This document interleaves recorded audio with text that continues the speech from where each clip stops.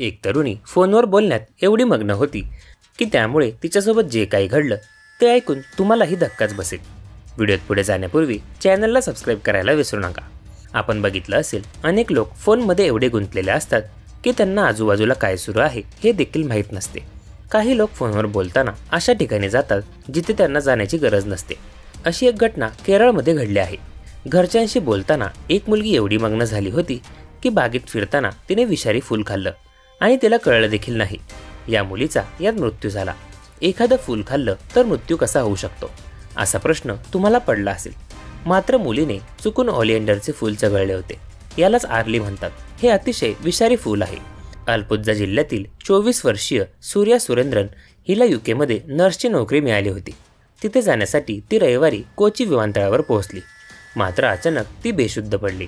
यानंतर तिला तात्काळ रुग्णालयात नेण्यात आले. मात्र दुसऱ्या दिवशी तिचा मृत्यू झाला. मृत्यूपूर्वी तिने डॉक्टरांनी कुटुंबियांना सांगितले होते की रविवारी विमानतळावर येण्यापूर्वी ती नातेवाईक आणि मित्रांशी फोनवर बोलली होती. यावेळी तिने चुकून अर्ली फूल चघळले, पण ते लक्षात येताच तिने ते थुंकले.